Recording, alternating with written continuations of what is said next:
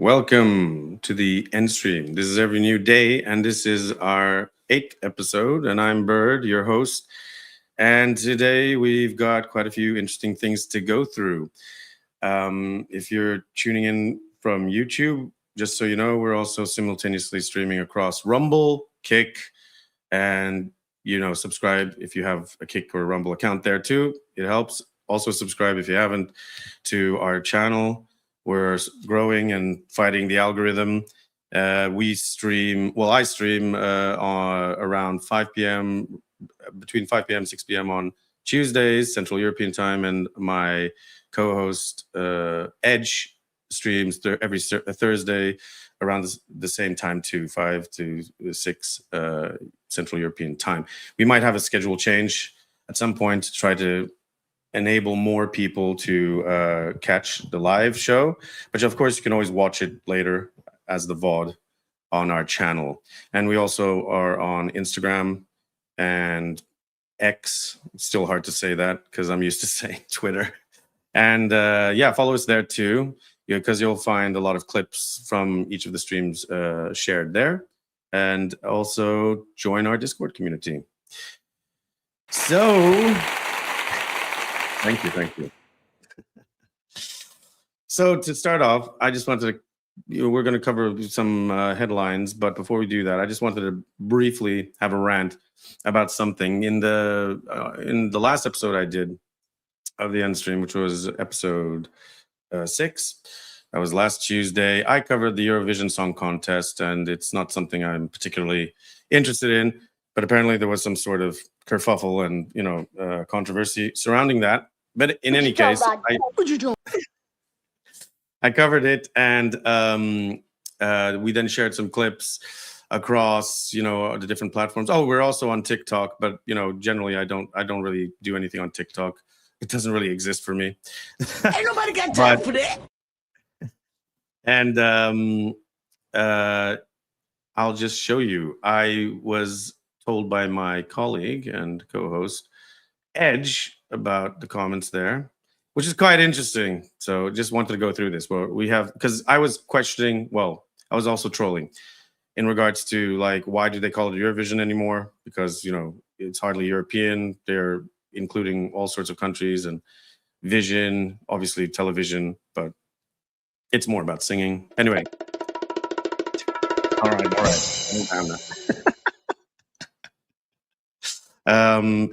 So here we go. Because even though the name may suggest something else, any EBU member can join the ESC. And since the EBU is international, countries outside of Europe are part of it. This is one of those actually, situations there. The vision in Eurovision comes from television. As for the other questions, by the way, but the last, an easy and very fast search will answer those questions. Gee, really? Wait, hold on. Why is the Super Bowl called like this? Nor Super nor Bowl. Well, duh. Why not call it a country handball finals? Yeah, silly talent, pardon. Anyway, it goes on like this. Anyway, the point is this. This is a perfect exemplification of unfortunately, the type of people who consume and are on TikTok. This is just a disclaimer. I'm not a dum-dum. I do know why it's called the Eurovision Song Contest. I was obviously making light of it because I don't really care. The fact that people are writing comments, educating me what the Eurovision, the Super Bowl should be called then this because it's not that. For real? Are we going there? This is just, like I said, it's an exemplification. And, I wanted just to state, just because a lot of people or nowadays online, they'll say whatever, any wackadoodle thing. That's not the case with myself. Or not only myself, but my co-host too. If we're going to refer to stuff on a serious note, then we're, checking it, cross-referencing it. We try to provide varied sources from where we, pool together the information. But at the same time, what happened with just making light or, taking the piss? This is absolutely yeah, it made me lose hope somewhat. Not that there was any to begin with the majority of people on TikTok, but it proves a point. It's just absolutely ridiculous, the fact that it's supposed to be a comical thing, making fun, and yeah, it was just taken overboard. But actually, yeah, this is exactly that, like being told. So I just wanted to cover that first, and I had a bit of a gripe with that because I just thought it was so stupid that people would really make a big deal over that. So also in the headlines, we will wait. Where is it now? In the headlines, we have Janez Janša, whom becomes Slovenia's prime minister for the fourth time. Veteran right winger that takes up the prime minister post for the fourth time, promising a focus on development security and completing what he called a half-finished transition to democracy. The result marks a major political shift away from the country's previous liberal administration and reflects the broader rise of nationalist and conservative movements across parts of Europe. I've said this before, like, I don't really think any of this makes sense. Not that it makes no sense, but it's just, right or left, whatever the party represents, it's just a party. So it's like it's got vested corporate interests and lobbies and so forth. So, but the reason we raise this is, as much of you who are not really maybe informed or interested in Slovenia, Eastern European country. It's a beautiful country, very nice people, but it marks an interest because Janša is known for obviously his nationalist and also anti-bureaucracy stances, including pro-business positions, and has a close alignment with figures such as Donald Trump and Viktor Orban, who, as we covered, he's recently been dethroned, and critics are accusing him of undermining media independence and democratic norms during his previous terms, while supporters are arguing that he represents stability, sovereignty, and resistance to EU liberalism, whatever that might be.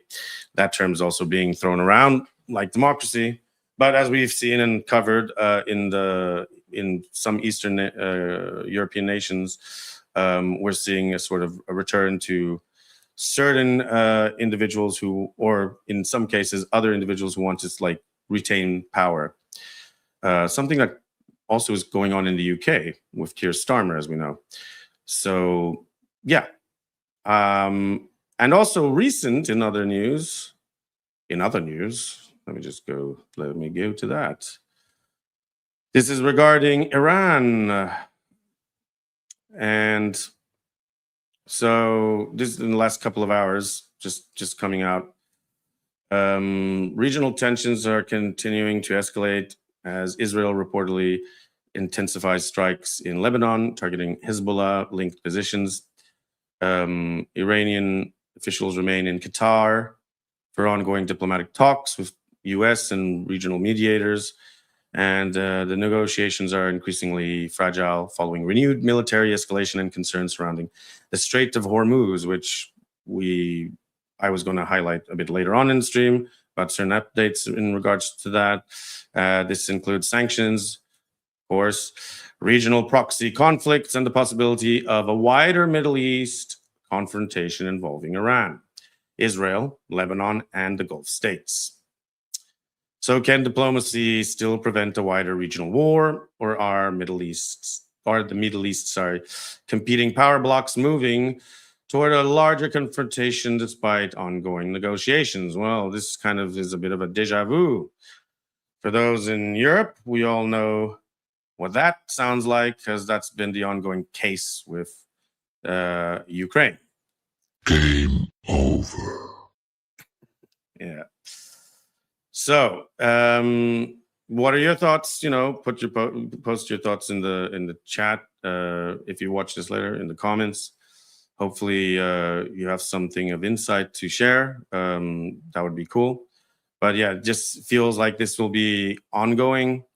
Or, oh, here we go. Just 8 seconds ago, Iran vice president confirms partial internet restoration.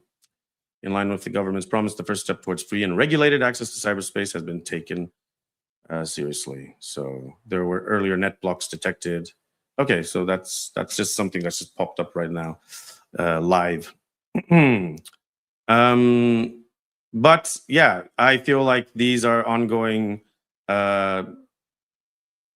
events that we've all become kind of used to by now, where it's, was originally stated by the likes of Ron Paul around the 2000s, where it just seems like we get enshrined, or not enshrined, but enmeshed in these forever wars. And they all have trickle effects upon the whole globe, especially now, since everything is so interconnected in terms of energy, trade, etc. And it just feels like the political class does not really care or give two hoots, even though they pretend to. But you have to remind yourself that these are people that they have a different life to the vast majority of us who are just getting by. So yeah, and moving on to an interesting topic of interest, which has kind of died down slightly, but let me grab that from, where was it? Where is it? Oh, give me a second. We're going to be talking about how AI is replacing the internet with a synthetic version of reality. Well, I mean, this is something that I kind of considered would be the case. We, as humans, we kind of like tend to emulate things that become reality. And if you go as far back as even authors like Jules Verne talking about the voyage to the moon, well, there you go, or 20,000 Leagues Under the Sea, things kind of tend to become, they're like reflections of like what then becomes true. This is part and parcel, I would say, to how people consider then things to be a conspiracy all the time, or it's kind of pre-programmed. However, I kind of feel that this is kind of in the zeitgeist. And if anyone remembers the first games, yeah, self-perpetuation, that's actually the word. Thank you.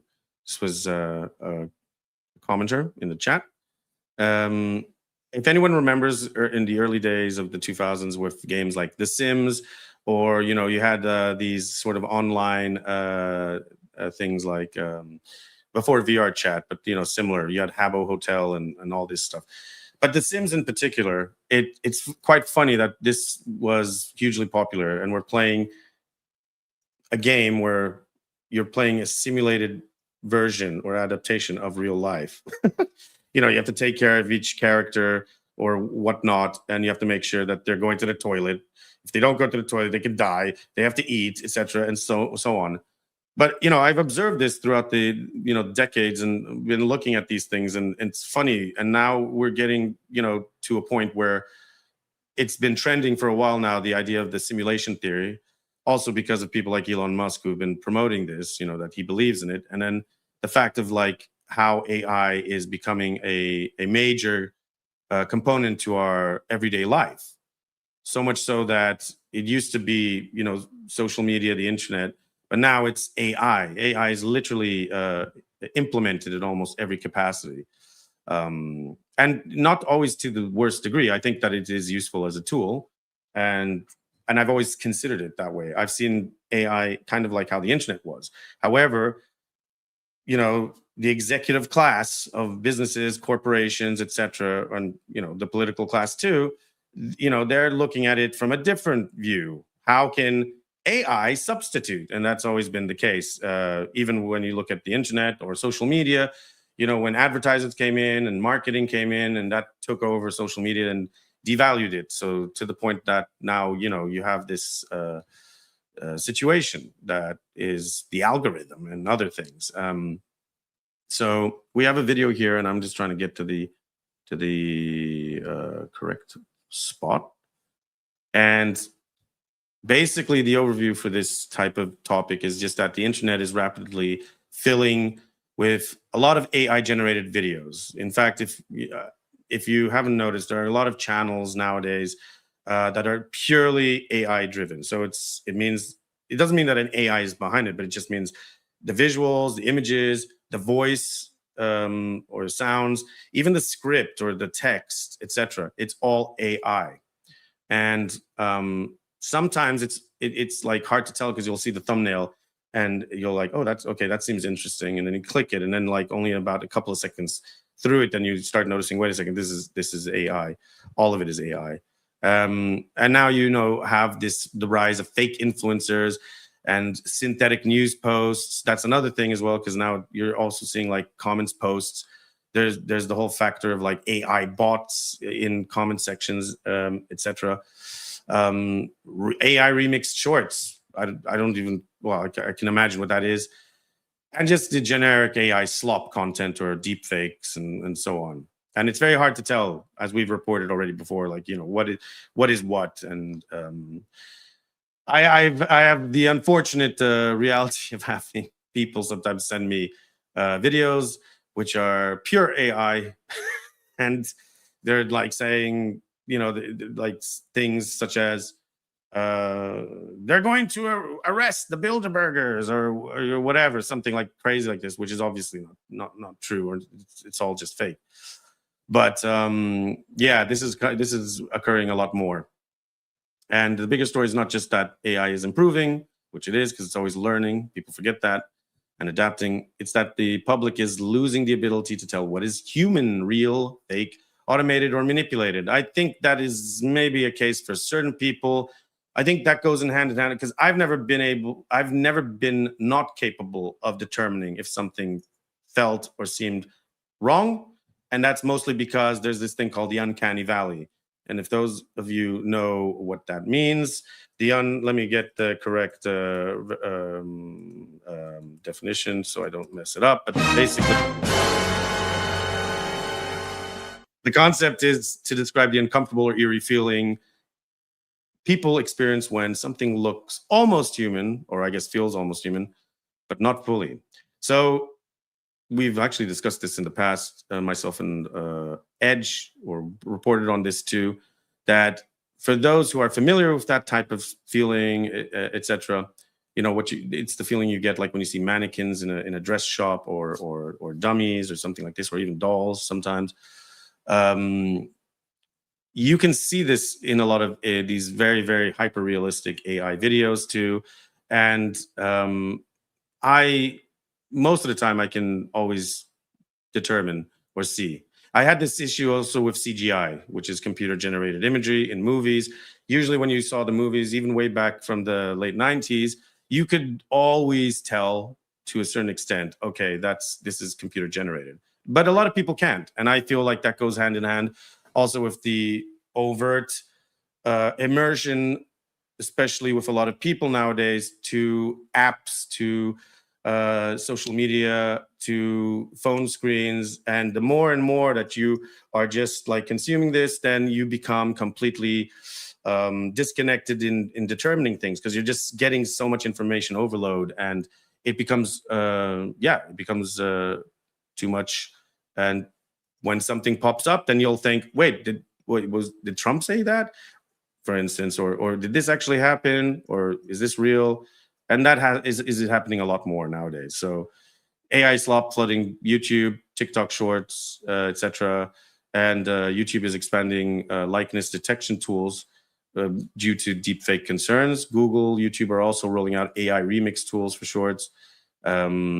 And the trust in online media becomes harder when everything can be generated. And this is another topic which I wanted to raise down the line, because actually that is another thing. It's the distrust from the public, not only due to these types of things, but also in terms of the media and the establishment in general and institutions. But here we go. Let's watch a bit of this interesting video where it's talking about YouTube's AI slop problem is worse than you know. Well, I probably knew it already, but anyway, let's, oh no, I didn't share the, garbage. But there are tons of these other genres or niches, as these fake creators call them, like fake World War II history, other weird genres like Wild West Native American stories, creepy stories. It's usually stories in general.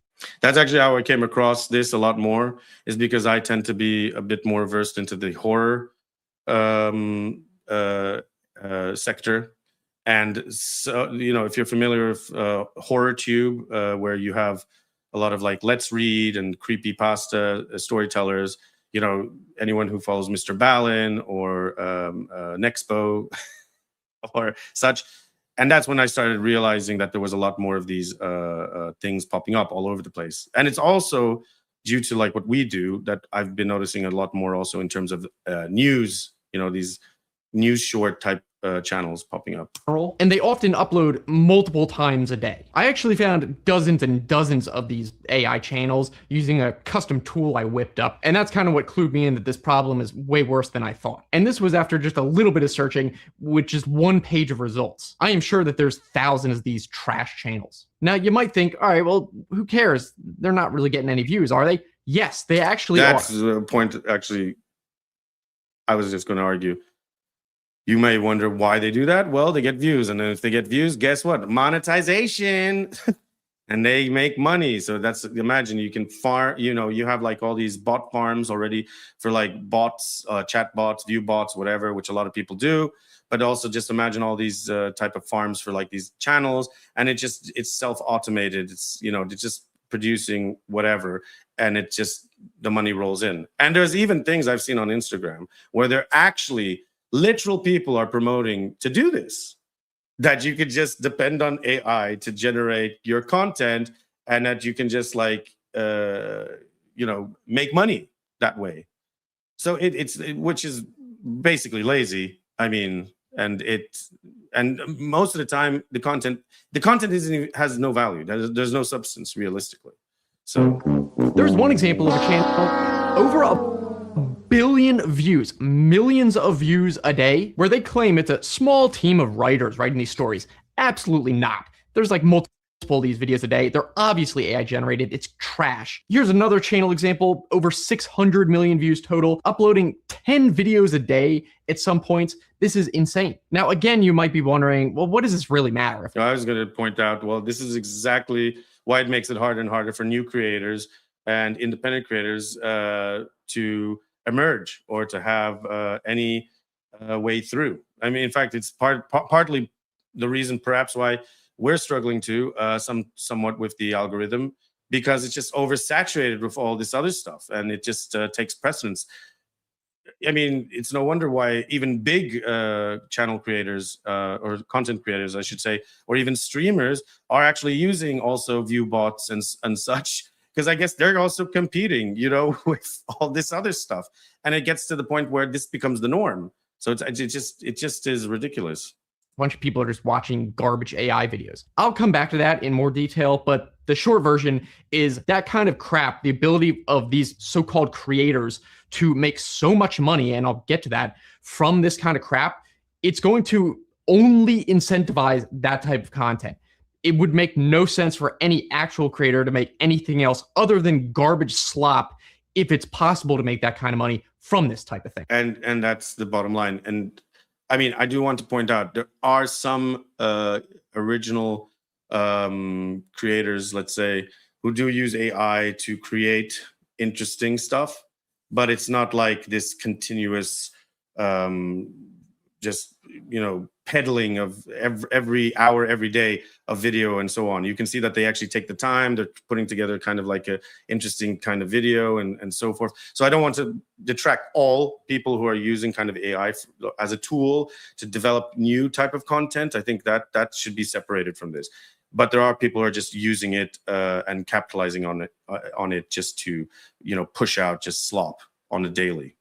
Now, the news is not all bad because YouTube technically does not actually allow this type of content. They have what's called the inauthentic content policy, which doesn't allow mass-produced stuff like this exactly. They have a whole policy page, and this is the type of thing they describe literally. So you can read this if you want, but they're not supposed to allow this type of thing to be. They're not supposed to be to allow this, but it is allowed, and there's a lot of it. All right, YouTube says one thing, but then on the other side, it's like you see the evidence that contradicts that.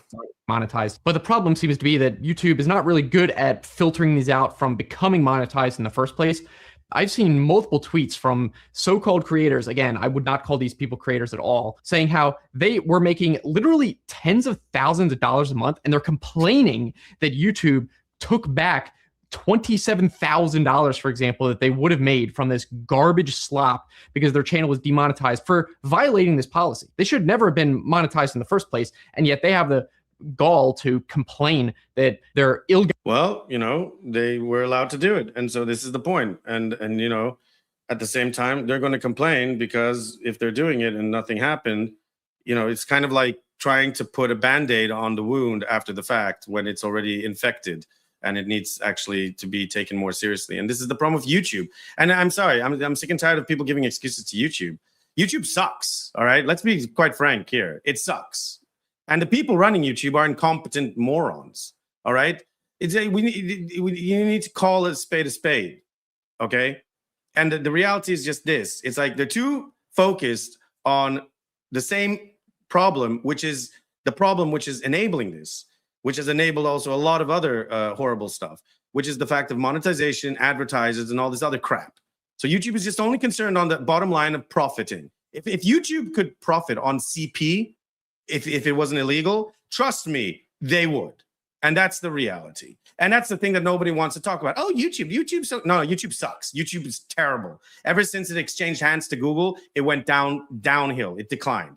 And most big creators or OGs from before that time, like I think it was before 2015 or so, will tell you. But nowadays, everyone's trying to like tippy toe and make sure that everything runs. Look, first of all, they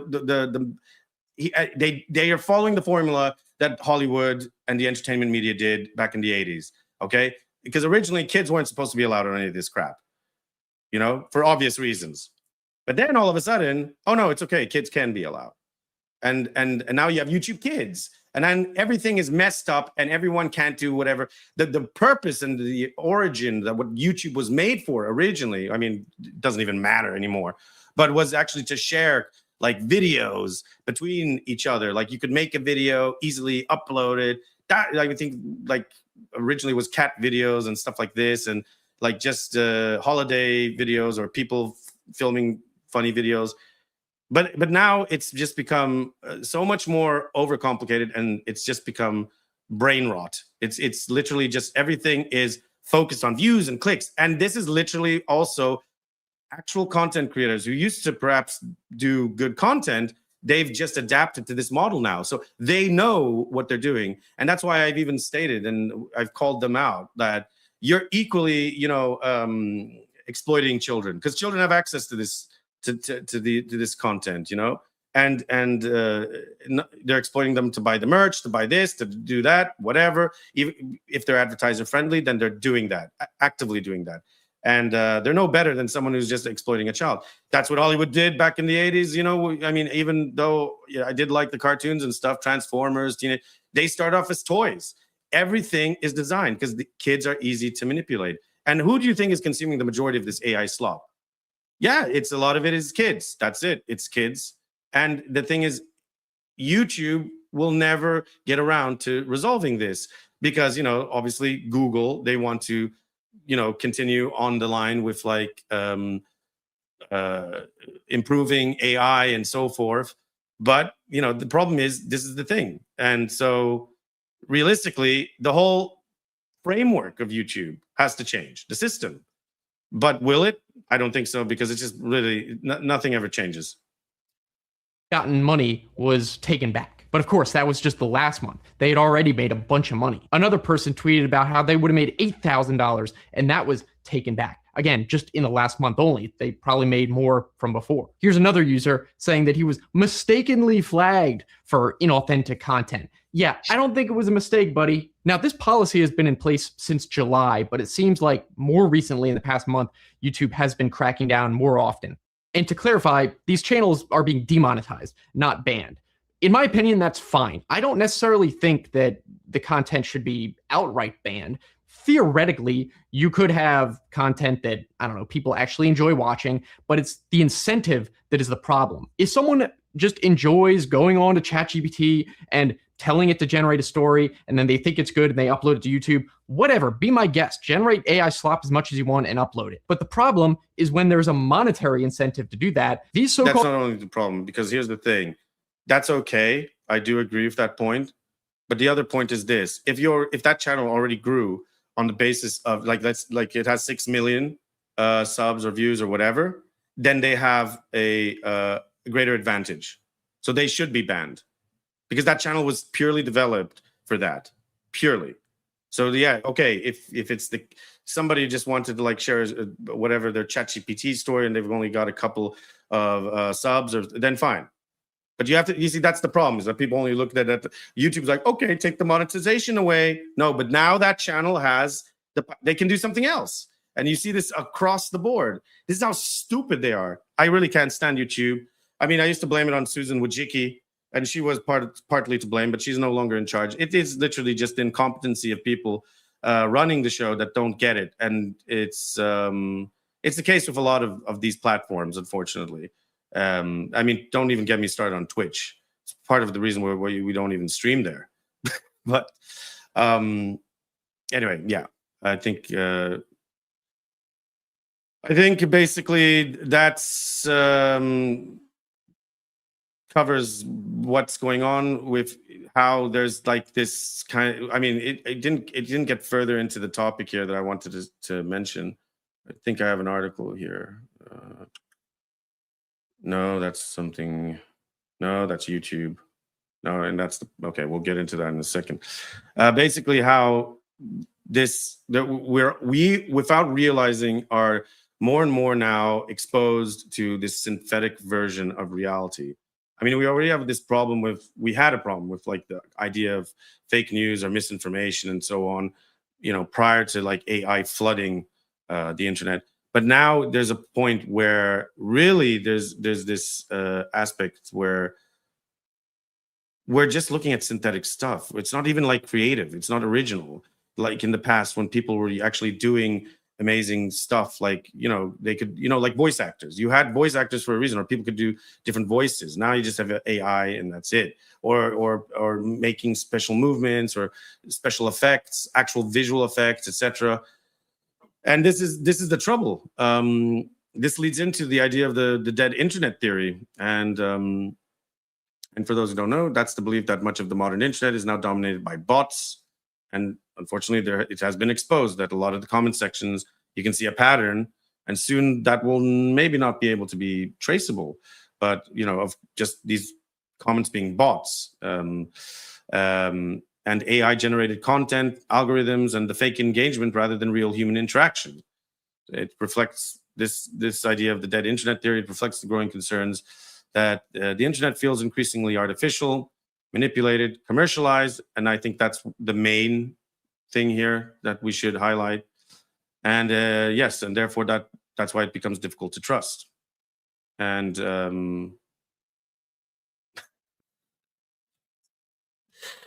where do we go from there? I don't know. I was always excited years ago about the horizon, on the horizon, the emergence of Web 3.0. But at this moment in time, it's hard to tell. And I do believe that there could be a silver lining at the end of the day. The problem is, originally, with a lot of these things like YouTube, they weren't taken seriously by the corporate industry, the corporate media, industry. It was always this kind of like inside joke within circles in the entertainment world, oh, YouTuber, and or like, oh, what's a streamer, etc. And, instead of trying to adapt and try to get involved more with like how new media was rising and shaping the landscape of entertainment, no, what they do is instead just, find ways to commercialize it and to tear it apart in the same way that they ruined the traditional media, TV, film, etc. I mean, look at Hollywood; it's dead. And now you're seeing this is the way that they've taken over with all these commercial corporate interests. upon the social media platforms and also new media. And yeah, it's just unfortunate. But that's the problem. It's what Bill Hicks said. It's like, if you're in marketing, KYS. I'm not joking. In Minecraft, maybe. I don't know. Anyway. Good old Bill Hicks. I would play that clip, but then I think we might have trouble. Yes, so anyway, this moves on into here, this topic with the Pope. Let me get that. Can we see that? Right. Yeah. Pope Leo the 14th released his first major encyclical, Magnifica Humanitas, or the Magnificence of Humanity, focused on artificial intelligence, human dignity. Well, let's not talk about. What you talking about? What you talking about? Yeah, let's not talk about all the scandals, right? About the kids, because they've never actually come to terms with that. Anyway, and the future of society. The Vatican argues that AI must remain subordinate to humanity and warns against a future dominated by algorithms, surveillance, synthetic media, and concentrated technological power. Well, surveillance is kind of hilarious. If you've been to the Vatican, it's heavily surveilled. Anyway, this story has drawn major attention after the Vatican appeared alongside Anthropic representatives. And if I'm correct in remembering, Anthropic is behind Claude, which is a AI tool. Just double checking that AI tool, which helps help write, format, research. Yeah, it's from former.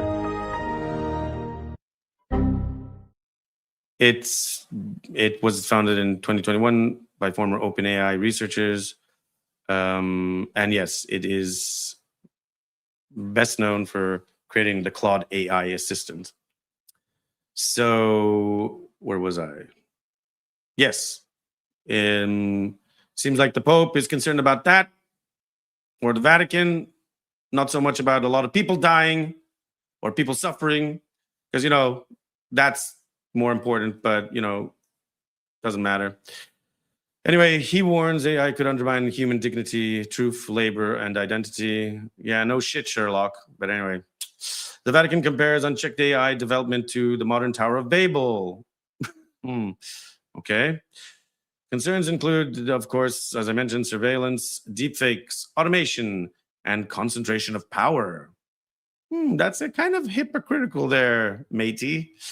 I mean, you do happen to have a concentration of power of the, institutional religion in the Vatican there, but never mind about that. Anyway, Anthropic representatives joined Vatican discussions on AI ethics and governance, and the Vatican frames AI as one of the defining civilizational issues of this era. Well, I mean, I think I'll say everyone's been freaking out about AI taking over and all this stuff, but at this point, why shouldn't AI take over? Because if anything, humans are proving to be very, very incompetent and terrible. We just continue starting wars. We continue killing off each other. We just enable everyone else to be in misery and to suffer over, obviously, these senseless wars and a horrible conflict. And yeah, I'm sorry, but why shouldn't AI take over? If it's designed to optimize and to be competent, it will probably eliminate the common factor here. But I don't think it's going to wipe out all of humanity. No, I think it would be different. I don't see a Terminator 2 scenario play out. I'd say that if anything, I'd say that AI would instead get rid of all these imbeciles who have too much power and want more and are making decisions on behalf of entire populations. So yeah, that could be the case. And so I actually, at this point, I wouldn't be so afraid. You know what? I'll tell you what this, and no offense, if you're Catholic and so forth, I mean, I was baptized, but I'm not Catholic. What?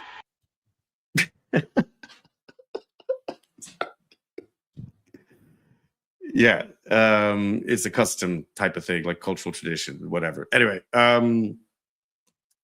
I don't think he actually cares about any of this. The Pope or whatever, the Vatican, they don't care. No, you know, the underlying thing here, the key point. Okay, it's not even in the notes, but I already know. This is what I mean to all you TikTokers. I ain't stupid. All right, I've been around the sun quite a few times. All right. So like the situation here is that they're concerned about one thing, right? They're concerned of losing relevancy. Because as we see, if anyone's familiar with Neil Gaiman, the author, okay, he created The Sandman graphic novel, etc. And a lot of he wrote a book which became a series. Read the book instead; it's much better. But the series American Gods. This is a concept that's challenged in the American Gods, where you have like all of the old gods. They're real and they're alive, but they're existing like you and me, like just trying to get by. And they're all losing relevancy because that's the whole point, you know, because for them to exist, they need to be worshipped or believed in. And they're losing it in favor of the new gods. And the new gods are like things like social media, highways, new media, or all of this stuff, you know. And that's was actually very foretelling, actually, that even Neil Gaiman came up with that. But that's the point. This is what the Vatican is concerned about. This is their major concern, that they're going to lose their congregation. They're, you know, because after some point in time with the new generation, you know, as much as you have these other commentators online who are pushing this new age Catholicism or Christianity, which, you know, it's not going to work. It's not working. They're concerned that they're going to lose believers. Ain't nobody got time for that. So that's the reality. That's what it boils down to. None of the other crap. They don't care. Surveillance? Go to the Vatican. It's surveilled like hell. I mean, and what else? Ethics? Well, we're talking about an institution. And this is not against Catholics, by the way. If you're a Catholic, that's fine. But I'm talking about the institution right now of the Vatican. Okay? They've been involved with PDF stuff for decades. You know, that's never been tackled properly. You know, so, you know, let's not like mess around here. But meanwhile, they're concerned about society. Get the hell out of here. You ain't doing anything either about like what's going on with conflicts. Just, you know, just roll out the Pope in the Pope mobile, and that, you know, that's supposed to do something. Like, have we not outlived all this nonsense now? Like, you know, like same thing with the royal family, like where it's like we have these figureheads and they're supposed to be some sort of iconic representation. Don't get me wrong. Sometimes some do like their due diligence by going out there, humanitarian work and whatnot. But others, it's like just the fact that they exist, they're supposed to what? Like, we're not living in the 20th century anymore. You know, like, unfortunately, that generation, that's gone and done with. It just doesn't butter the toast no more, you know? And so people are believing in different things. And that's what they're worried about. And also, obviously, because there's been an increase in interest with, especially due to online streamers and content creators, with, Islam too, and Buddhism and whatnot. So, yeah, that's what it boils down to. So, yeah, every time the Vatican comes up with something like that, it's like you have to like look at, you know, what's the underlying thing that they're actually concerned with. That's the reality. Anyway. Oh my God! Wow! Yes. Let's move on to other news. Oh, we're back in Europe, of course.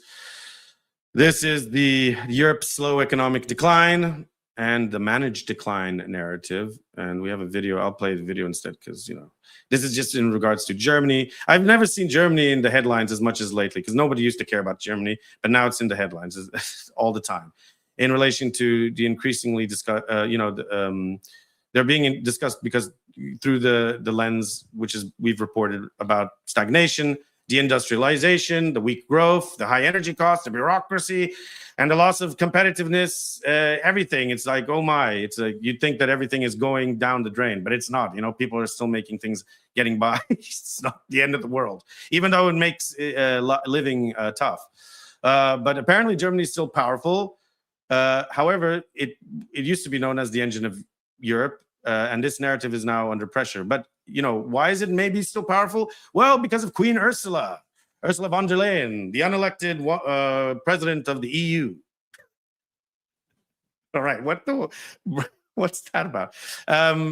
You know, pushing for the defense policy of Europe and pushing for. I mean, I've been saying this till the cows come home. Like, how many times do we have to talk about it? But it's basically the development and the investment of billions of euros and God knows how much more into this military industrial complex. Let's just call it that, because that's what it is. And of course, majority of manufacturing brands and companies from Germany, which were losing out money in their traditional arenas or sectors, are obviously new contracts, or they're going to be involved in depth with this, militarization or industrialization of the military, I should say. Defense policy. Yeah. Okay. So yeah. I mean, the question isn't if Europe is entering a managed decline. I mean, we all know that it is. So but this is a video from, do I have it actually? No, I didn't share it yet. Sorry. This is a video from DW. And it just goes into giving a bit of a explanation. No, wait, I don't have the window. Hold on. Sorry. Share. Where is I'm trying to get the video for you guys. Oh, there it is. Okay. Yeah. So yeah, let's have a look at this. Well, Germany has long been Europe's No, that's not that one. Yeah. economic powerhouse, but recent years have seen a significant slowdown. Gee, I wonder why. There's little upturn expected in the short term. The government's economic advisory panel is predicting growth of just 0.2% this year. One reason for Germany's economic weakness, a drop in exports. The demand for German cars and machines from abroad has dropped. Well, that's what you get when you ship out all your manufacturing to other countries because of cheaper labor and cheaper materials and whatnot. For two reasons. Growing competition from China with cheaper goods on offer. Oh, gee, that's what I meant. And US President Trump's tariffs that have made sales to the US more expensive. The German export-oriented firms have lost their competitiveness. It's particular in terms of the prices at which they're able to offer their goods. In the past, that was remedied by German quality often being unreached around the globe by other countries. But even countries like China, which traditionally maybe weren't producing at the same quality level, are catching up, are overtaking us. So here's the thing. If you want to be competitive, what's the incentive you're going to add to be competitive? You're always going to get someone coming, the new kid or whatever coming along, and they're going to, maybe provide something that's just as good or better. But then, that's the point of competition. But clearly, the reason that there's no competitiveness or reason why it's falling behind is because you've got idiots who don't understand what to do. So instead, they're just selling off everything, moving everything off there or this. And for them, again, they think about cutting costs, cutting corners. I'm sure everyone has this experience of a boss that they work for in a company or something. What do? No, they don't do the right thing. They cut corners, they cut costs. And then what does that do? Well, folks, I can tell you what it does. It makes everyone under the chain suffer, except for the idiots on top, the fat cats. That's the problem. And then they wonder, well, why isn't productivity doing so well?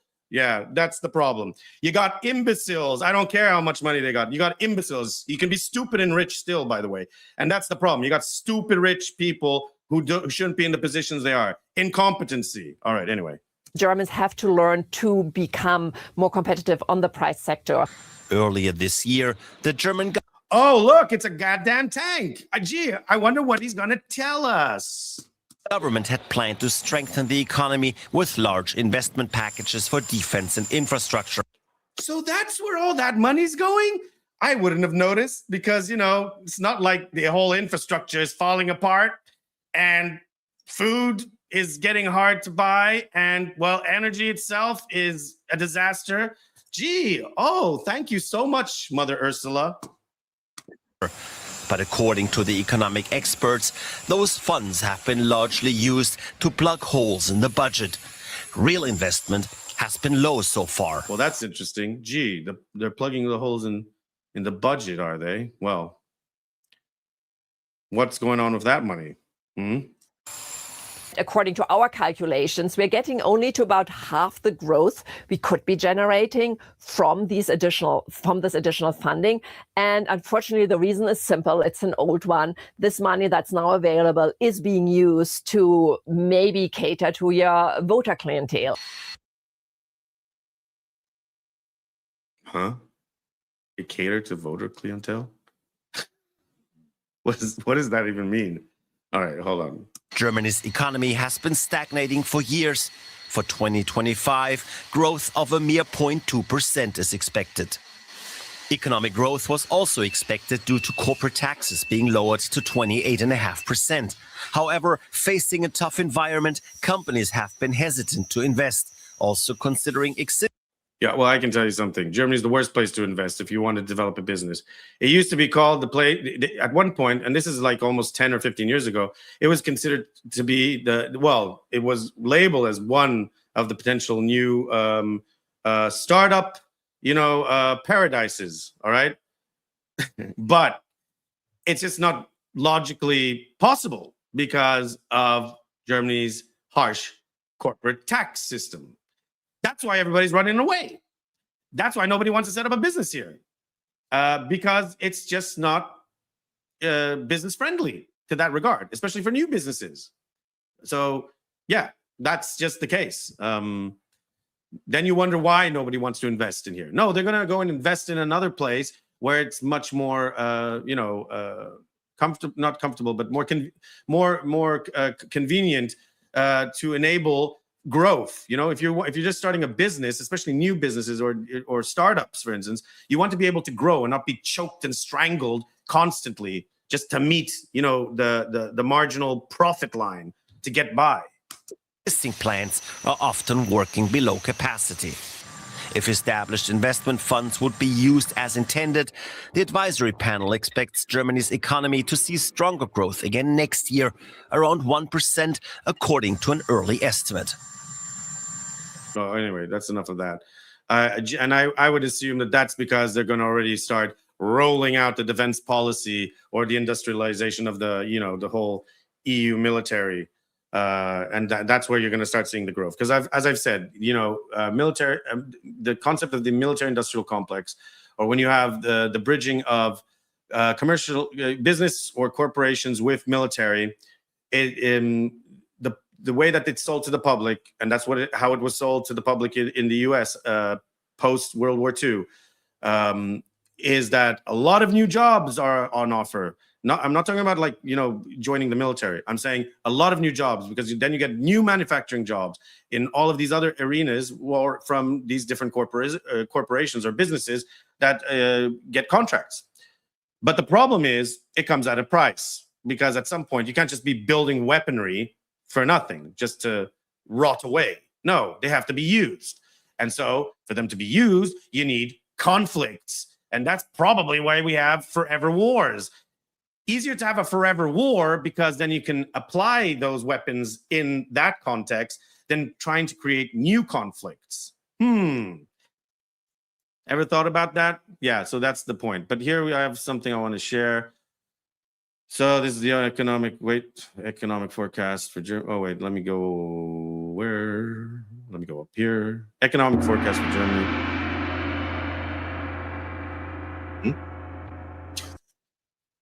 So after 2 years of recession and weak growth, it was 0.2% in 2025.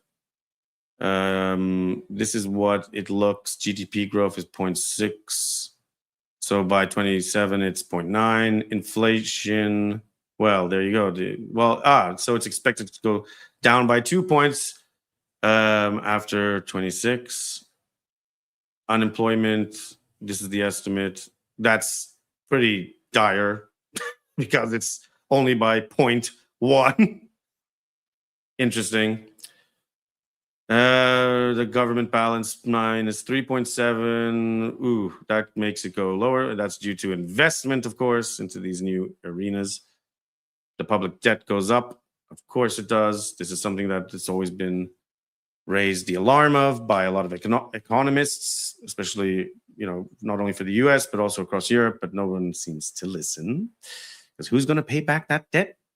Well, it's you, the taxpayer. The current account balance, that's, again, negligible there. It's not so much of a big difference. I think the major difference here is that inflation decreases by 2 points to some extent. So, yeah. But anyhow, that's what I got for you on that. And then I'm going to talk about, what are we at the time now? We're halfway. I wanted to get through have you been feeling a little bit cold lately? A bit chilly? Probably not because it's summer. But here's the thing. Doesn't it kind of feel like increasingly geopolitically we're still in a Cold War? Well, that's probably because it's true. And it's something I've been saying, that the original Cold War never ended because you just had too many hardline war hawks and neoconservatives that wanted to push this narrative. And so the reality is we're entering Cold War a-go-go 2.0. The world is increasingly splitting into blocks again, and this is due to technology, energy, AI, chips, data, military power, and industrial sovereignty. And the new Cold War is not only military, it's technological, economic, digital, and informational. Well, that goes without saying. For those who are maybe not familiar about the original Cold War and how it started, it began after World War II, and it was due to the tensions growing between the United States and their allies. But let's be honest, it was mostly the United States and the Soviet Union and their Eastern Bloc satellites.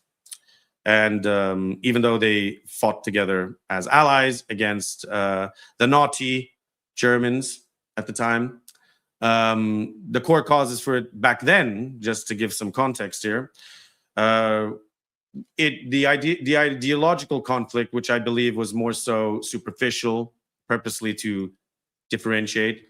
So, capitalism versus communism.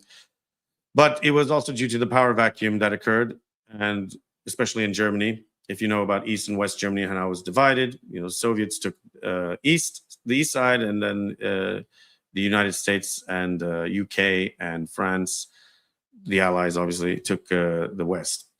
The US fear of communist influence spreading globally, Soviet expansion into Eastern Europe, nuclear weapons escalation. This is especially after the atomic bomb was dropped during World War II.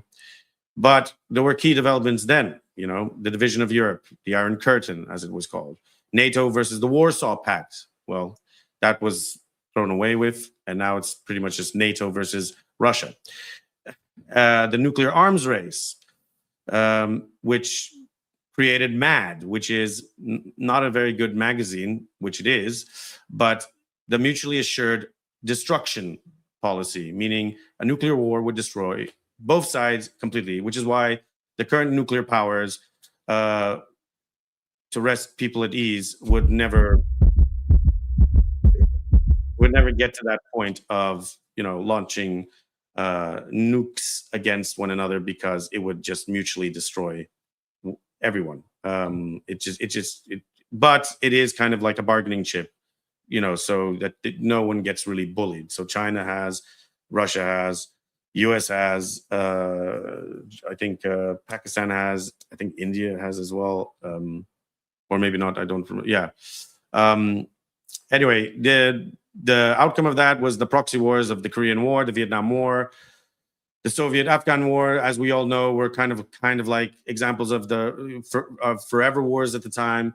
And then, of course, the space race, the Cuban Missile Crisis, which caused a big issue, and also a big irony considering today, when you consider like how things are being dealt with in terms of with Russia, because at that time the U.S. would have no one planting bases around them. But the US is very happy to plant bases all across the world, pointing missiles at the designated country. But then again, the US is also happy at kidnapping a sovereign leader of a nation and also assisting in the assassination of another, without any recourse, of course, because, you know, they just do what they want to do.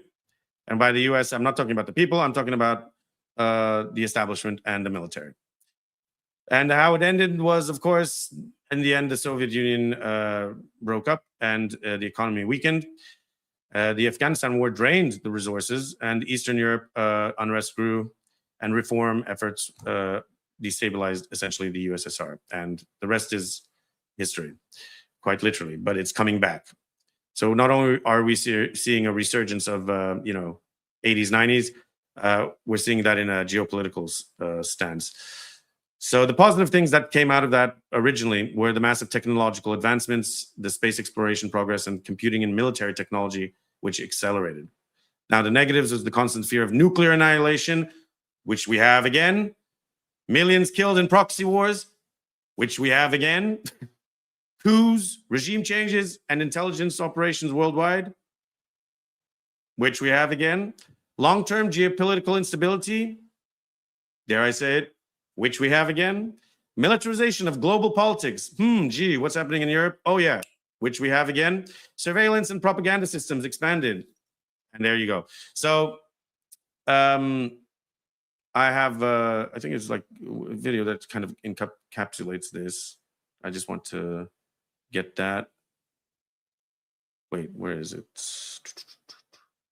That's the economy. The AI Cold War with China heats up, because now you've got more than one bloc, because now it's no longer, the USSR, or, it's not Russia and the US. This is involving other great powers on the forefront when China's there. And not only China, but you're also seeing India, of course, and Brazil's coming up too. So yeah, here's the clip. And I'm still sharing. Oh, no, not. Welcome back to the AI Daily Brief. In general, this show focuses more on the technology advancements of artificial intelligence, as well as their practical applications, how they impact business, how they're changing the work we do. But for anyone paying close attention, there is unavoidably a geopolitical undercurrent of artificial intelligence as well. AI has become one of the key fronts in the jostling for power between the United States and China, and is impacting not only the policy between these two countries relative to one another, but also a huge amount about how their allies interact as well. One only has to look at, for example, our policy in the Middle East and the Gulf states to understand that AI and AI supremacy are shaping a huge amount of policy even beyond just chip exports. Over the weekend, we got a bit of an escalation in this battle, as China is blocking its AI leaders from visiting the US. The Wall Street Journal is reporting that Beijing has instructed top AI researchers and entrepreneurs to avoid traveling to the United States. There's a concern that Chinese scientists could hand over confidential information about the nation's progress on AI, or that we could even see a repeat of the 2019 incident where a Huawei executive was detained in Canada at Washington's request. Importantly, this isn't a strict travel ban, but in China, a stern warning to stick close to state interests might as well be. It certainly suggests that Beijing is increasingly viewing AI as an economic and national security priority and is willing to put policy into place to match. Now, the effects of the policy are already showing up. I mean, this goes back to what I mentioned about the Vatican to some degree, but you're seeing now that everyone's taken AI a lot more seriously, and they're just jumping on that bandwagon. And so the reason why people are saying why AI is flooding everything and everywhere. Sometimes I wonder if it's not just a test. Who knows? Maybe that's why sometimes you have to maybe question yourself. Is all that AI slop, maybe it's all part of a test. They're testing things out. I mean, at the end of the day, I wouldn't be surprised. But because think about it this way. AI is not only being used for weaponry, right? but it will be used also for information, which we just discussed earlier. It will be used to try to manipulate. So not only for surveillance, that's what everyone focuses on, but how about manipulation too? So, makes you wonder. You should question things. Originally, people didn't realize that Musically, which I think was the predecessor to TikTok, which was obviously developed by the Chinese, was actually harvesting data from people. And information is power. People used to say money is power, but actually, since the internet was devised and was given birth to, let's say, and it originally had origins from the military, by the way, just so you know, most technology does. But information is power. They who control the information have power. It's no longer about he who has money. Money, unfortunately, is kind of irrelevant because money has become digits. It can be printed, it can be invested, it can disappear all of a sudden, and you know what I'm talking about, because all of a sudden, like big, like insane amounts of money just seem to disappear here and there, and it's shifted there, and like, so it's not about money. And also, information controls money, so that's the other thing to consider. So yeah. DeepSeek's founder Liang Wengang was a notable absentee at the AI Action Summit in Paris last month. Xiaomeng Lu, a technology analyst at Eurasia Group, believes that Beijing is worried about losing their best and brightest, commenting, "For the tech sector, brain drain can have a devastating effect on a country. The initial signal is stay here, don't run away." Interestingly, if any of you listened to Palmer Luckey on the Sean Ryan show recently, the Anduril founder has been loudly advocating the return of defector visas. Basically, visas that are not only about attracting talented labor from other countries, but which as a requirement also hurt the countries of origin, taking those skills out. In any case, if you connect the dots with China policy, you can definitely see the start of a new bargain being built between the political and tech class. President Xi Jinping attended a symposium with tech leaders in February, which included formerly blacklisted Alibaba founder Jack Ma. Well, when it's convenient, folks, then it's all good. Of course. And that's the problem. Anyhow, without having to go further into that, but I think the main key points in regards to this are the fact that, we're seeing how AI is being used in war as a geopolitical bargaining chip in most cases. Irony there because of the chip wars occurring right now, which are being used in a lot of like new tech for weapons, for the military. There's the fact of like, I think one could frame it this way. There's the fact that, like, given the original Cold War kind of had a lot to do about technology, and that's why you had, the space race, the first person to try to get onto the moon or the first person to get into space, and why so much money was blown in terms of that, and partially why the USSR at the time ruined themselves because of just throwing so much money and resources into these things. It comes down to technology, and technology is actually the factor here that ties it all together. And so we're seeing a similar process, not only with the United States, we're seeing it with Russia, we're seeing it with China, and with other countries too. I mean, not too long ago, you are seeing also this the sudden resurge of like interest to go back to the moon. In fact, even the US wants to go back to the moon. This is all for supremacy, technological supremacy, and again, why? Because with that advantage, you can control the information. You can also control a lot more things, and you have more power. So, yeah, I think I'm going to stop that video there. And before we carry on, I'm going to take a short break before we finish off, and don't go anywhere. It'll be a short break so you can all sort of refresh yourselves. It's really hot right now, too hot. So even though this is Cold War, go-go 2.0, it's still pretty hot. And we are going to cover, I wanted to cover some interesting topics after that, which is the link to everything in some ways. You have the attention collapse, which is again linked to technology and what's going on with AI, and also why everybody's losing trust in institutions everywhere. This is an ongoing problem. I wonder why. Well, I have a lot to say about that. And yeah, and then we'll end on the last topic or news headline in relation to how EU is targeting addictive social media design. Now countries are taking charge in regards to that. So yeah, don't go anywhere. I am going... Someone just sent a message.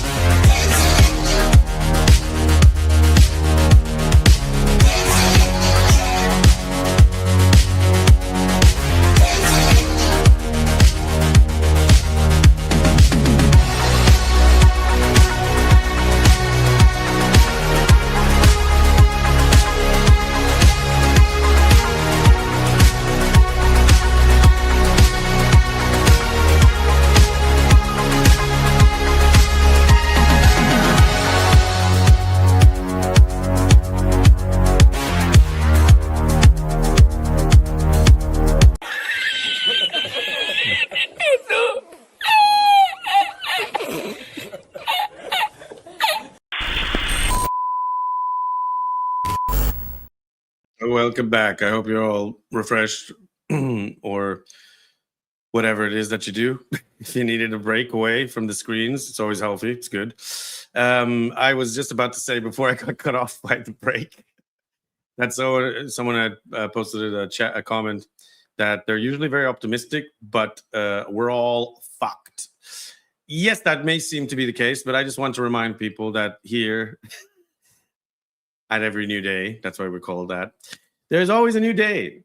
And, you know, you have to make a choice. You have to, you know, determine what to be exposed to.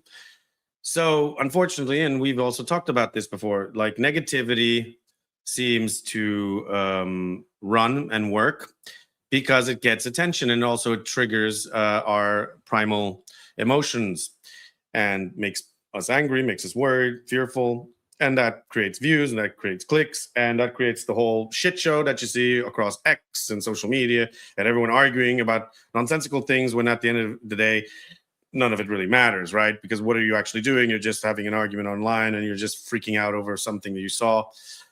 You're not actually doing anything productive. So, you know, let's just put some a reality check in here, and that's the point. So even though we are covering a lot of these things, and it may seem like I'm treating it in a farcical manner, well, partially because it is kind of farcical, because this stuff is pushed out there and promoted like it's the end of Europe or World War III on the horizon. Because you know, if you're like me and you've been exposed to these headlines and these types of stories, or commentators talking about it, like Tim Pool, who thinks that the Civil War is going to start, and well, still waiting for it to start. The reality is this: it's never as bad as it seems. Don't get me wrong. There's a lot of bad going on, but there's also a lot of good, and you have to remind yourself about that. And that's why you have to try to, you know, differentiate and separate the things. Okay. They want us, and by they, I'm talking about, you know, these executives and people who just want to make a profit off of you. They want to keep you in that bubble, whether it's an echo chamber or it's this fear bubble, anger bubble, whatever, because they know that's how they're going to get the reactions. Because nowadays the attention economy is all based on views and clicks and so forth. I mean, we also have to say, please click like, and by the way, like the stream if you're enjoying it. Everything is a form of engagement, but that's what they want. But in their case, it's all for monetization. It's all for profit. And another disclaimer is that we do not monetize. We do not make money off ads or anything. We don't even want ads because we hate it. But unfortunately, sometimes I think YouTube forces ads anyway. But we do not make a penny off any of. All right, we don't make a penny off any ridiculous ads or anything. If we ever do in the future sponsor something, it's because we really like it, and it's something that we've actually looked into and checked out. But that's not neither here nor there. And yeah, our interest isn't to exploit. Our interest is to try to be the more human, rational, the raw, the real side. And, you know, believe what you want. We have our detractors, but that's pretty much why myself and Edge set off to do this in the first place. So, yeah, that's it. Oops. So that's just a reminder to the person who was in the chat and who said that. Always look on the bright side of life. Okay, I don't want to get copyright struck. Anyway, so let's talk about. Wait, where was from the attention economy of what I was just saying to the attention collapse and the death of focus, and the attention span debate is now mainstream. I thought it was already, but okay. Short form videos, doom scrolling, passive consumption, and algorithm addiction are increasingly being connected to mental fatigue, procrastination, anxiety, and the loss of deep focus. Well, again, we've talked about this in the past. Does short form content break our ability to think? I would say yes, because it's very passive, especially when you're just looking at Reels or TikToks or whatever. So yes, TikTok Reels and Shorts reward constant novelty. People are consuming more, but remembering less. Brain rot, that term, has become the cultural shorthand, and research links excessive short-form video use with addiction-like patterns. I think that already started anyway from overuse of like mobile phone or smartphone. Just constantly always having it, you know, checking it. Started with notifications and all that, but now, you know, trying to keep yourself occupied. Nobody knows how to just be on standby or rest mode, like just still. They have to constantly, you know, get that dopamine fix, or, you know, it's just become so habitual now. So yeah, this all interconnects, and there's an interesting video that goes into this. I gotta get it. Let me just grab. Where is it? You'll never watch a short form. Oh, that's what they call it. Okay, short form again after watching this. Okay, the video's a bit long, but we'll try to like have a look. Something really bad happens to your brain when you watch short form content. And no, I'm not talking about your attention span and your ability to focus. It doesn't take a genius to figure out that scrolling through 5 to 10 second videos is going to scramble your brain and make it so that you're unable to focus on anything that's longer than 5 to 10 seconds. And I'm also not talking about the whole comparison thing where you're scrolling through, you know, the most extreme versions of body image or money. And, you know, we've all heard the quote before that comparison is the thief of joy. And we've all heard the cliche that the average human has an attention span of the same length of a goldfish, right? These are pretty common pieces of knowledge that have swept through modern society that we understand. What I'm about to tell you is way deeper than that and way more sinister. And when I figured this thing out a few years ago, I haven't looked back or watched short form content since, because if you understand this thing, it will petrify you and it will scare you to your core, which should in turn stop you from actually doing the thing. So in order for us to understand how short form content basically destroys your brain and ruins your life, we need to understand a few things about mental health, about attention. All right, hold on a second. Let's get to the meat and potatoes here, because otherwise we're here listening. I mean, you can check out this video. It is 15 minutes long. Who's it by? Charlie Morgan. Yeah.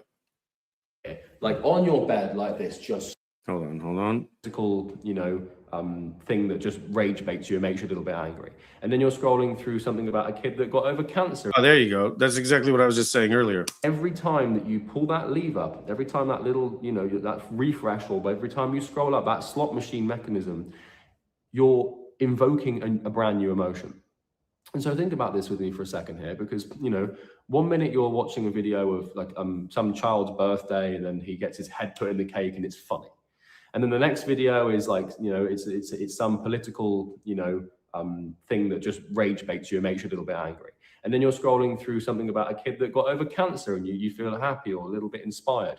And then you're watching some dude like drive a Ferrari and you feel a bit jealous. You know, whether it's sadness, anger, anxiety, depression. That's what I said. It's negative emotions. It's our primal emotions. And actually, the thing is, you're not even conscious that you're going through all of these. And the other weird thing is that, I don't know if any of you have noticed there, please type in the chat, but the reality is I've noticed this. I didn't believe it at first, but it seems like many times, almost like if you go on Instagram or something, it's psychic.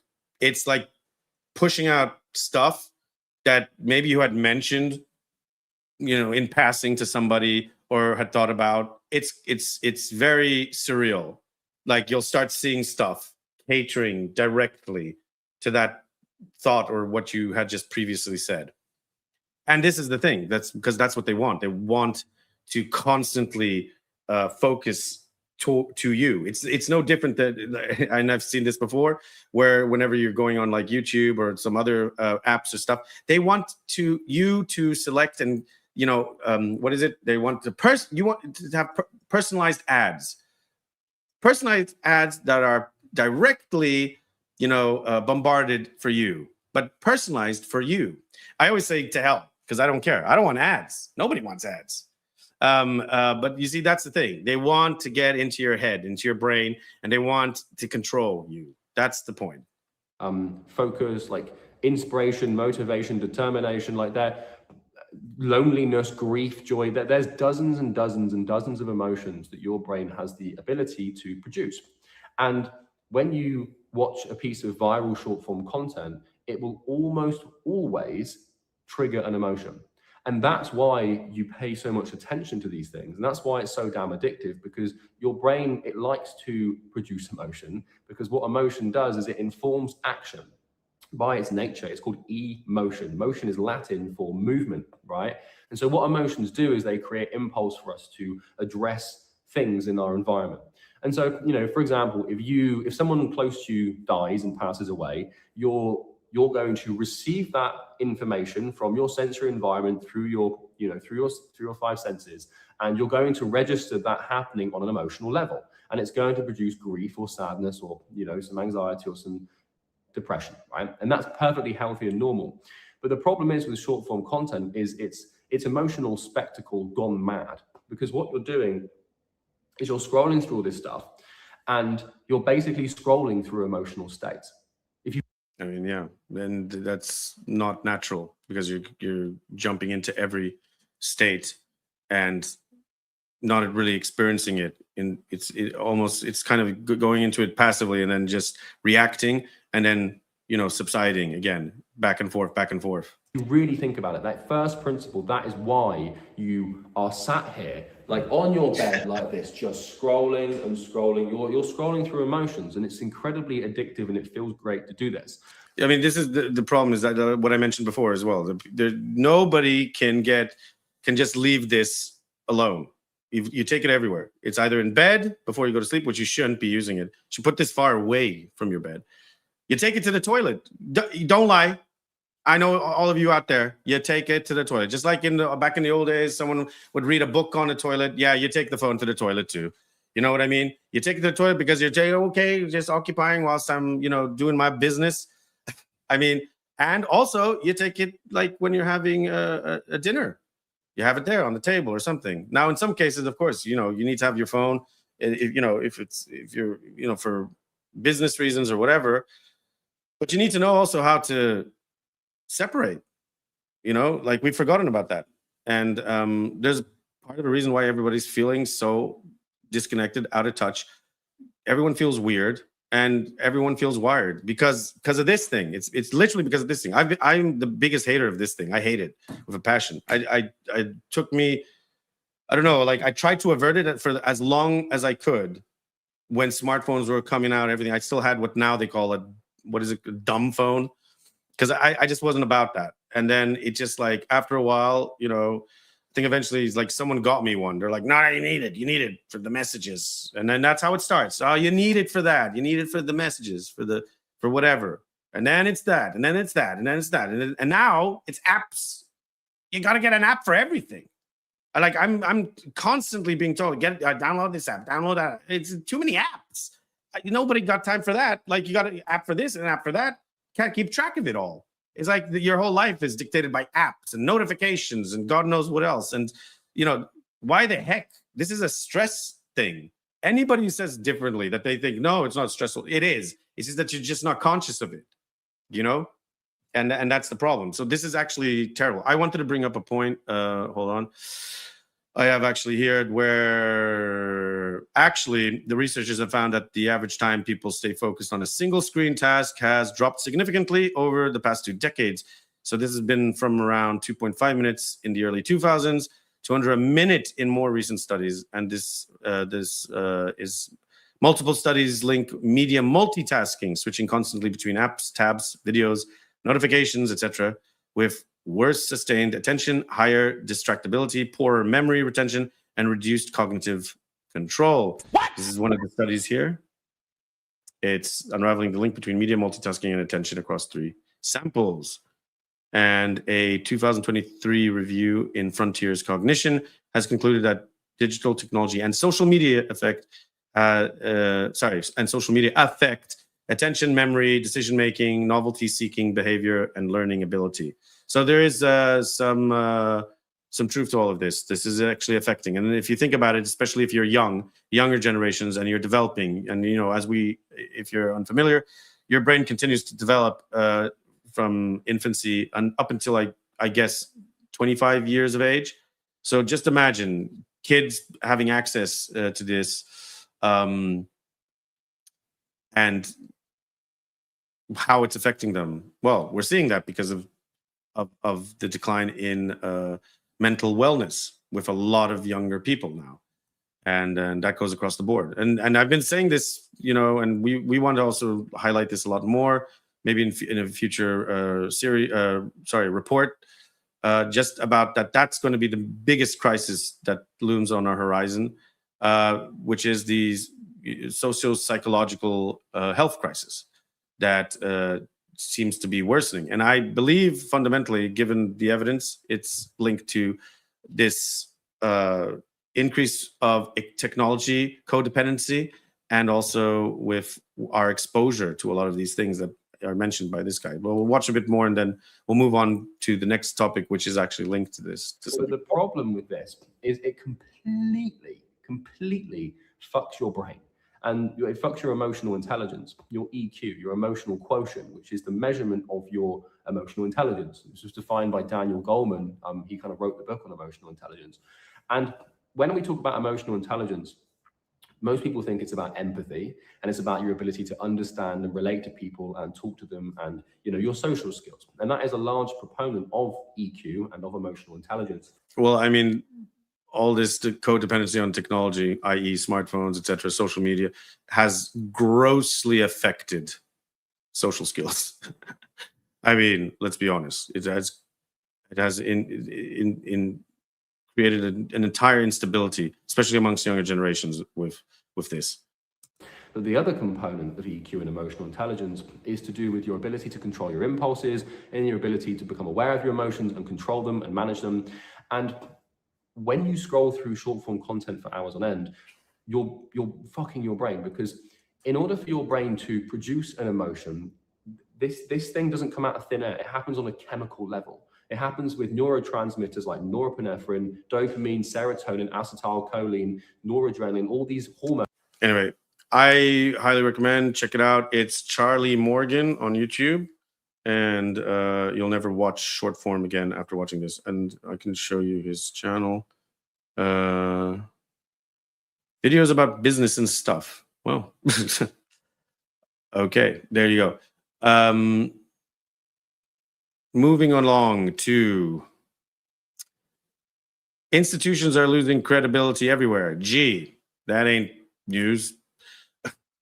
So, like, as I said, trust in media, politics, academia. I think academia is kind of more of the more recent one, and I'll get to why.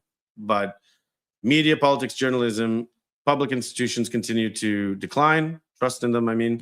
The public increasingly relies on influencers, independent creators, and alternative media because traditional institutions feel compromised, distant, or dishonest.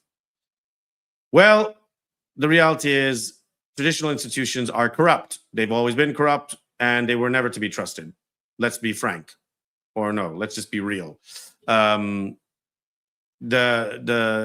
as I was talking about the Vatican, this isn't some sort of like new thing that happened.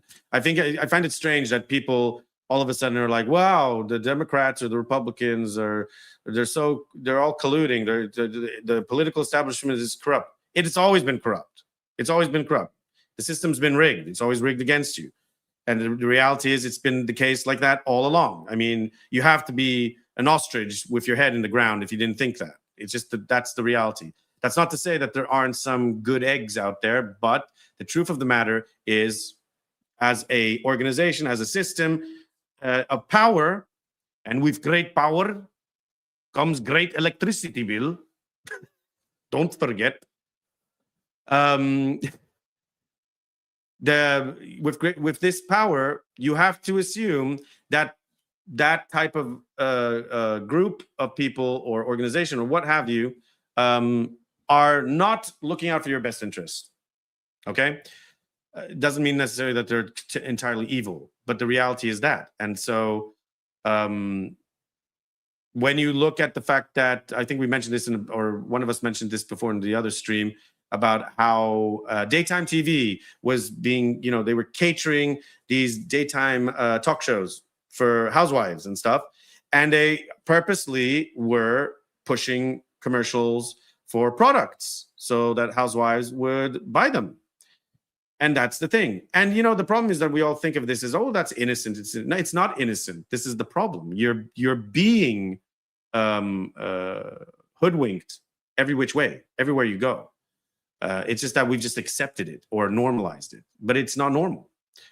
So nobody knows who to trust anymore. And going back to why people are losing trust in academia, well, that's mostly because of what happened in the COVID years. We were told one thing and, trust the experts. It's always that thing. Trust the media, trust the experts, trust the authorities. That's not how it is. You should question authority all the time, within reason, of course. Question authority, and then challenge it, also within reason. Because just because it's an authority doesn't necessarily mean that it's right. It can be wrong, and we've seen that. So I think the loss in trust of academia has been more recently due to, I think since 2020 until now, and that's why people just they no longer trust in any of these things. And as we've even mentioned, like you look at health, you look at the medicinal industry, it feels like it's all designed against you. Their bottom line is their own self-interest. It's not the interest of other people. The price of certain medication, like it's disgraceful sometimes for some, or healthcare, which is also an industry. So I guess the key points that we can make out with this is in relation to mainstream media trust remains historically low, but that's no surprise. And that's significantly since 2016 and 15 with the rise of alternative media. But more so, we've also been critical in relation to explaining that, for instance, the alternative commentator sector is equally problematic, because now you're getting younger people or other people, even older people, who would have relied more on I'm talking about the senior class of people who used to rely on, mainstream television like CNN, etc., Fox. Now they're relying on their information and news coming from Facebook or from other commentators. And there isn't really like a standard of quality here. Like there's no barometer to determine like really what is actually giving you the right angle, the right side, because it's always heavily loaded or narrative driven, even if you don't think it is, but it is. And so, people then get sucked up into these echo chambers, and, you'll have the likes of people like Hassan Piker, one of the biggest political streamers on Twitch, and he's influencing and providing the news, to his following, just as Asmongold does on YouTube, just as others. But here's the reality, folks. They're not qualified. I mean, they have the right to have an opinion, and that's how they'll probably defend themselves, as such. But the problem is they're being used as news sources, and that's the trouble, and that's the biggest problem here. But where was I'm trying to get this video? So we have a video here which is interesting. Why no one trusts the news? I quite like this one.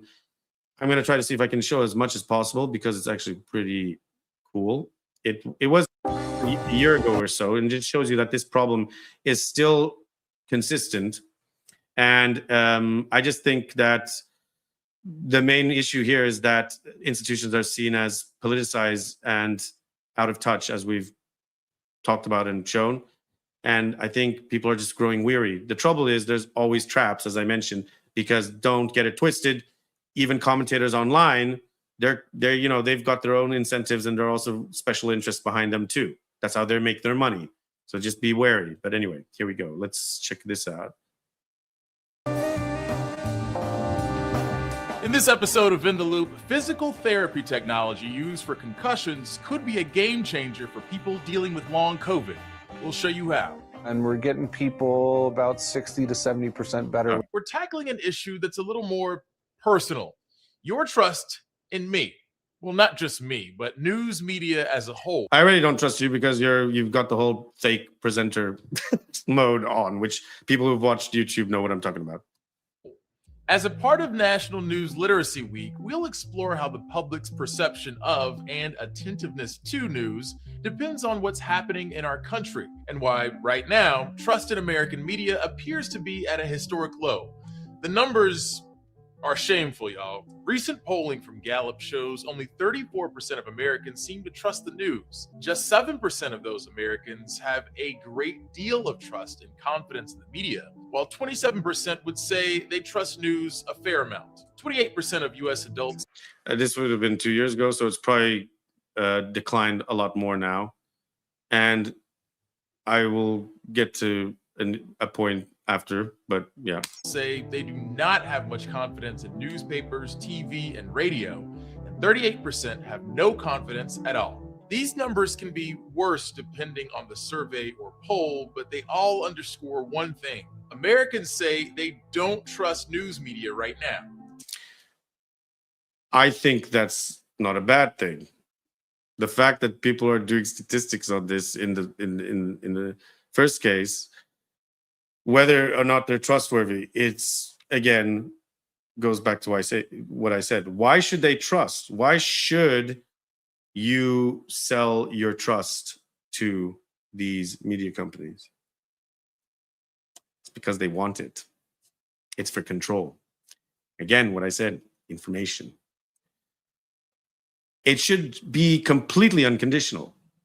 But they seem to be so concerned. This is why they're doing studies. Oh, trust in the media. You know, it's for control, and they'll find other ways.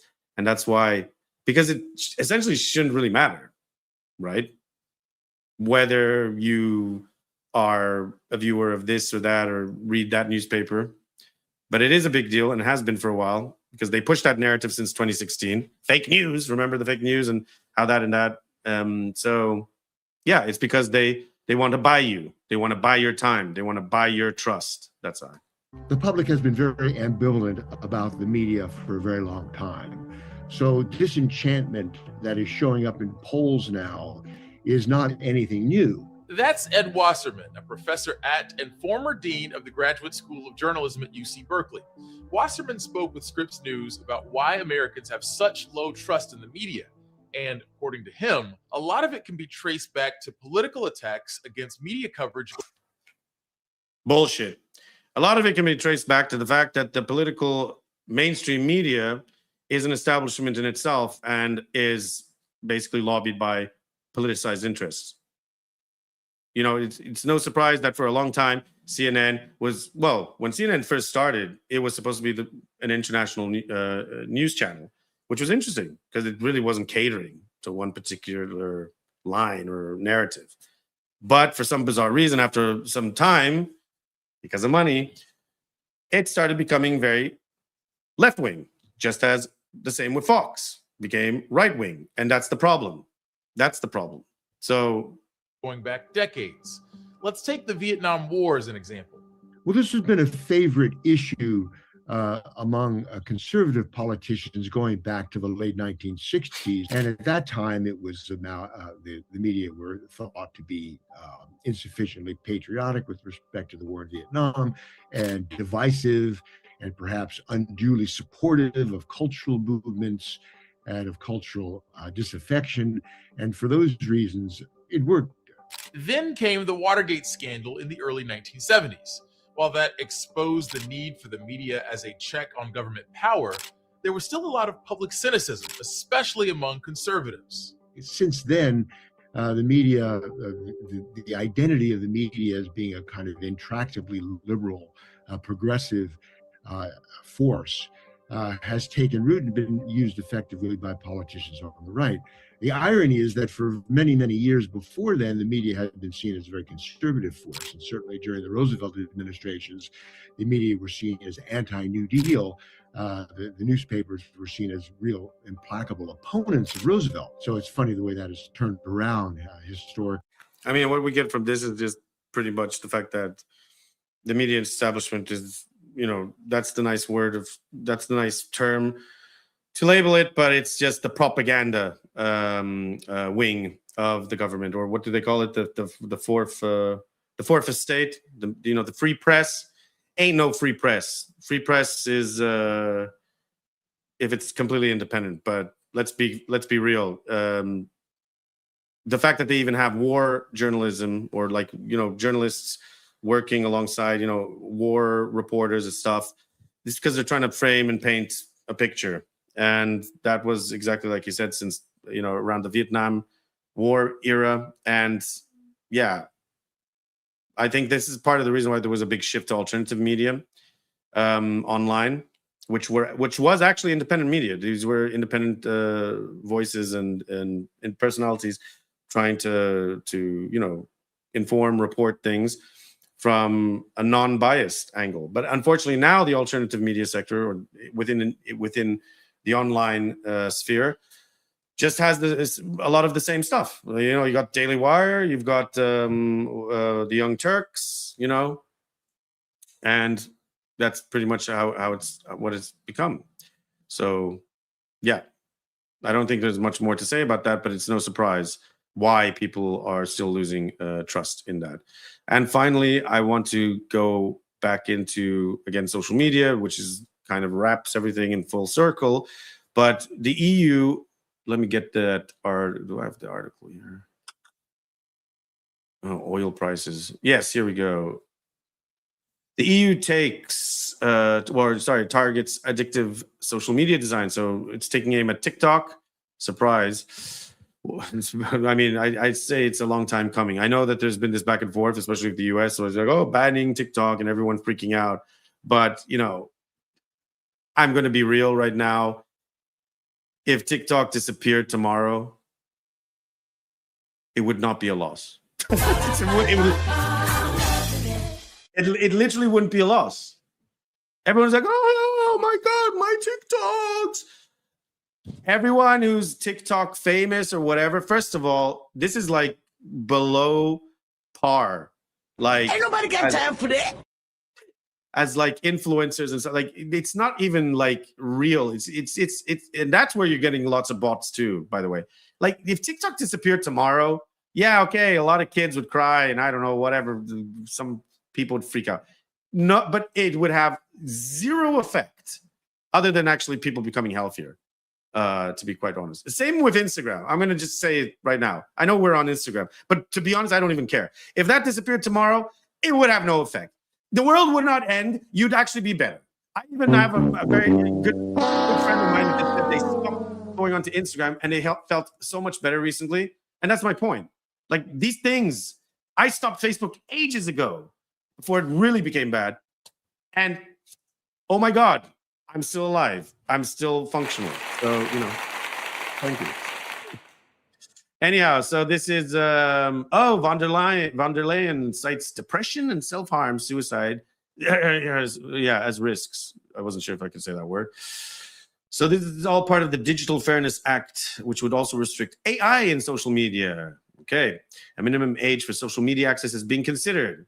I don't know why that's the case. That should have already been considered long ago. I think in Australia, someone can cross-check this maybe, but I think they rolled out that plan where they've banned, I think, under 16-year-olds, I think, from access to social media.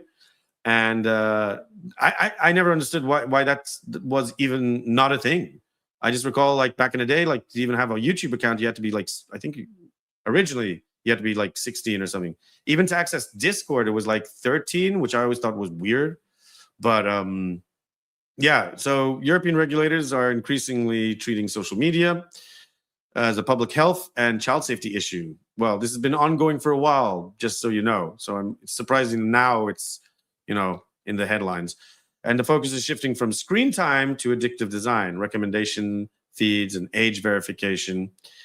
So is it becoming the new tobacco, social media? I mean, yes, this is, I don't even remember the first time it was reported. I have to look it up. But there was the case that it was presented that social media was addictive.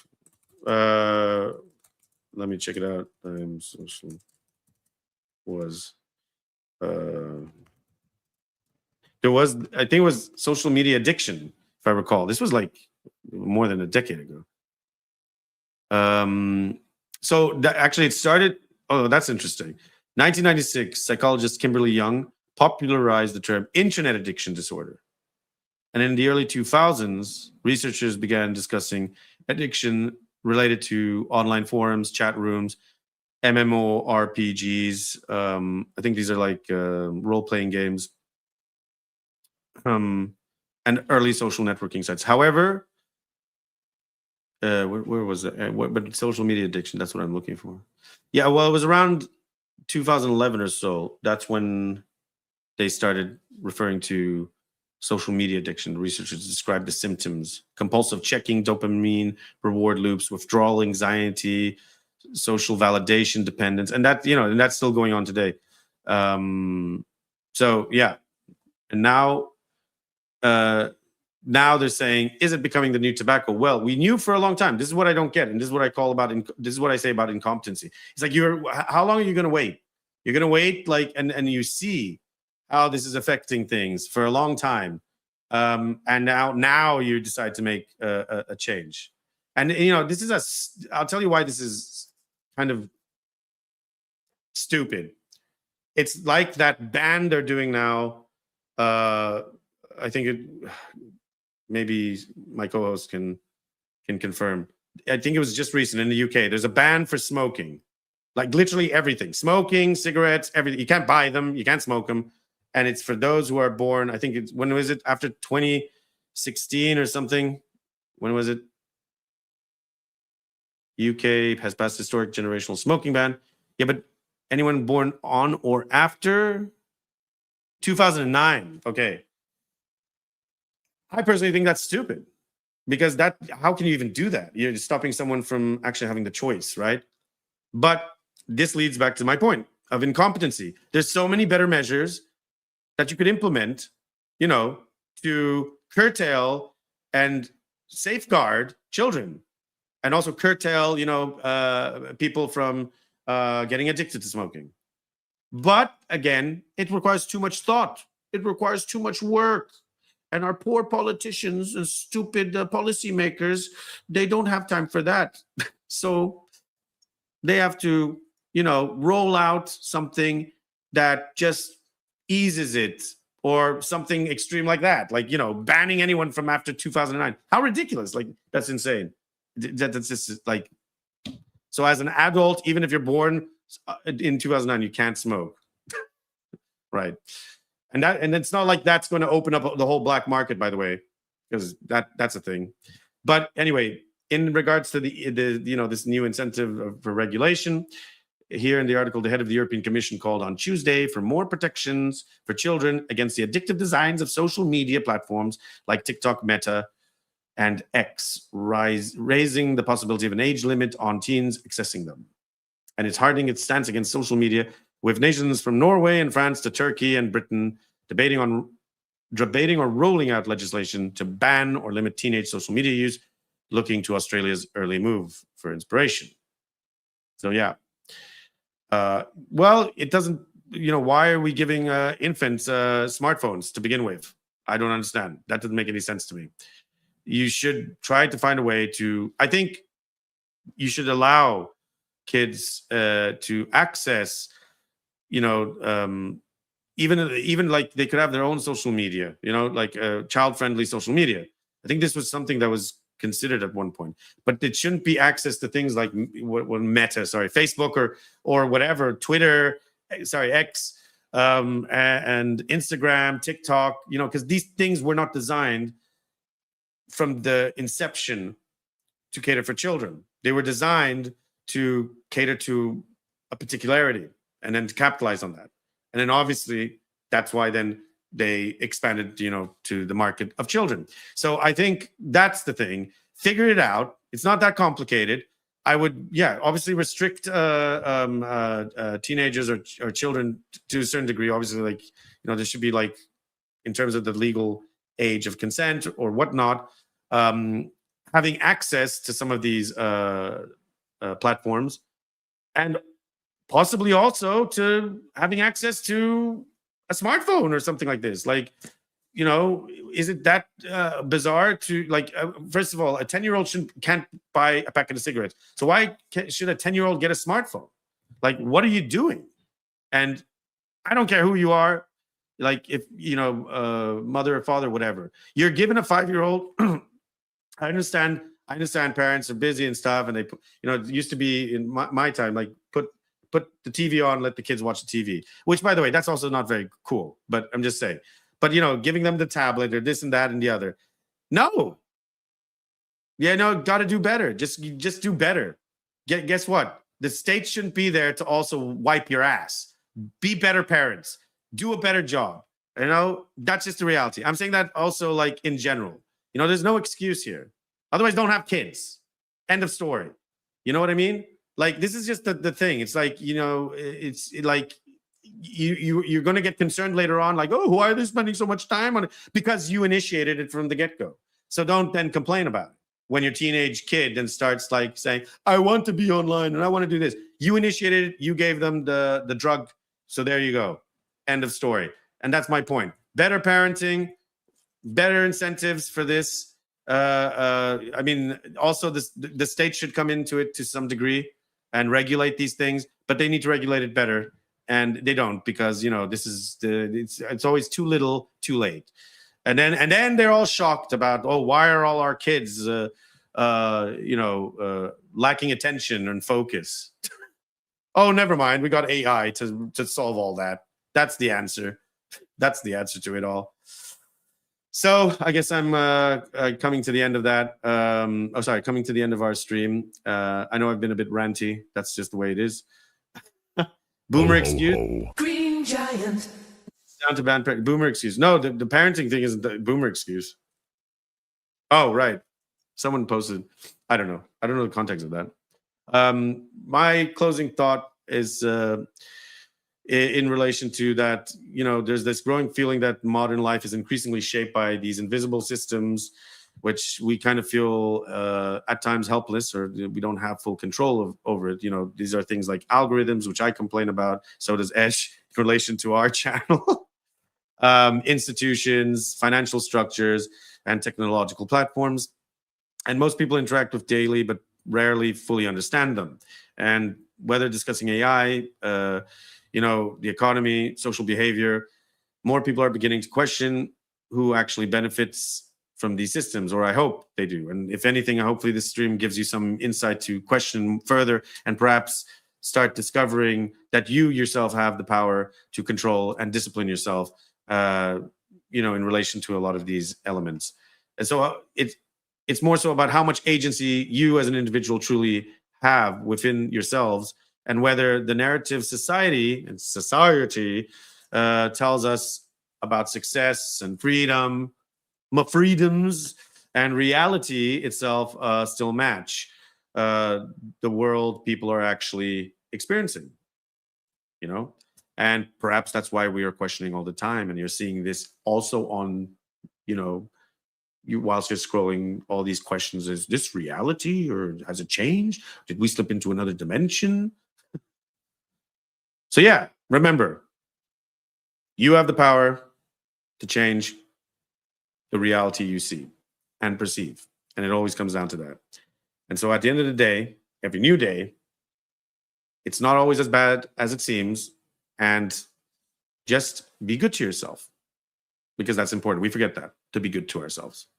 That's a priority. Be good to yourself. Take care. And I hope you enjoyed this stream. And yes, a reminder, we will maybe switch up the schedule, make it a bit later so our GMT viewers can catch it. So it might go later than 5 p.m. Central European time. But please make sure to catch ENDstream on Thursday, same time, 5 p.m. Central European time. And subscribe, give us a video a like, comment down below, share. We like actual feedback. Yeah, we'll see you next time. And without further ado, I say goodbye. This was the ENDstream.